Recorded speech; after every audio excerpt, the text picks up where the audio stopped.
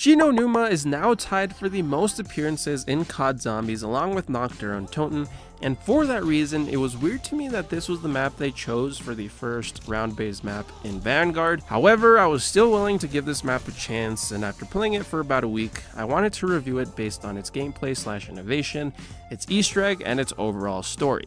Talking about the innovation in this map is easy because, well, there isn't any. It doesn't bring anything new to the Zombies mode since all of the previous Vanguard mechanics like the Altar of Covenants and the Tome of Rituals were introduced at an earlier time, and all the map specific gimmicks like the gondola, flogger, and electric traps are exactly the same from previous installments. This is the 4th time we've played this map, and all they added was a dig site and slapped on the Vanguard perks and mechanisms. Now, that's not to say that they don't make the map play any different. The dig site is quite nice because it makes traversing the map a little smoother, and I actually think that this is probably the most fun version of this map. Yeah, that's right. I'm gonna stand by that because regardless of what you think about the perk system, Altar of Covenants, and so on, you have to admit that they make setting up more of a challenging quest, which this map desperately needed. One of the reasons I found it weird that this map was chosen was because I never really saw a reason to play it in previous installments. All you did was buy perks and mess around with Gobblegums in Black Ops 3,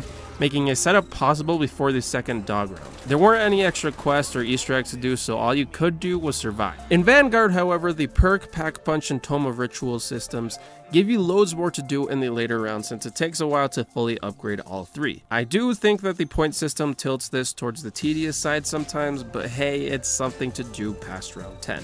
The other welcome addition to the map is the main Easter egg. It only consists of about 6 steps, but I think that Treyarch nailed the difficulty level. All of the steps are easy except for the Monolith Lockdown, which has proven to be one of the trickier steps that we have seen in recent Easter eggs. I personally failed here like 3 times before I beat it, which is what I want. I don't want walks in the park like with most Cold War Zombies main quests. I want to feel some level of fulfillment by persevering past failures when I do Easter eggs. I'm not saying that this was the most fulfilling quest of all of them, but the mix of difficulty makes it challenging to try and beat for the first time, and creates a learning curve for speedrunning as well, especially because it implements the building of the Wonder Wall. I mean, there's actually already a world record that's under 20 minutes, which is pretty crazy. As far as the actual steps go, there isn't anything that we haven't seen before in Zombies. I don't think that we've had a code step like the one we have in this map. I actually thought that was pretty creative. But other than that, we've done lockdowns, soul boxes, gone objects we can only see in zombie blood, wisp steps, at boss fights before. Regardless, I'd say the overall Easter egg is fun and replayable, but what are we actually doing in it? Well, not much. We came to Shi No Numa looking for a relic to sever the bond between the god and its human host, so that we can do that to Cortifex and Von List. It was previously used on Syraxis, but since she can't remember what it looks like, we unlock and charge up the monolith to question the echo of her memories in order to reveal what it is. We do the lockdown step, and we find out that it's a mirror that has now been broken, and we also find out that Syraxis had a different name that Cortifex gave her. But I guess the Echo's mad that Syraxis abandoned her, so she won't tell us what it is. Why are you mad at her? She was literally brainwashed. So we find the pieces of the mirror, charge it up, and then summon the Echo again. We're just bothering her at this point, bro.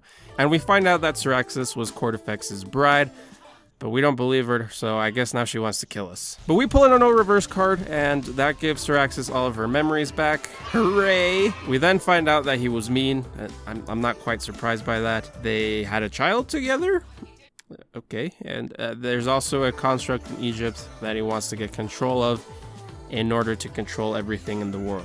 It's pretty cliche, but I guess it sets up the location for the final battle and the final map. So yeah, it's not much in terms of storytelling. The Echo's motivations are particularly whack, but I enjoyed the intrigue, the small intrigue, I should add, of figuring out what Syraxis had forgotten. I also liked that the radios around the map gave a little more context, like we usually have.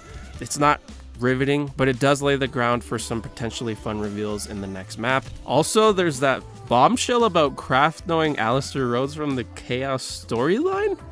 I mean, where did this come from? I personally have mixed feelings about this name drop because I loved the Chaos storyline, I think it was pretty underrated. I wanted to see how it continued, and I thought I would never get that wish, but now we have this. I don't want to get my hopes up because this game has already let me down enough, but I want to believe that they didn't just throw this in there to reference it. It's probably nothing, but I guess we will see in the future.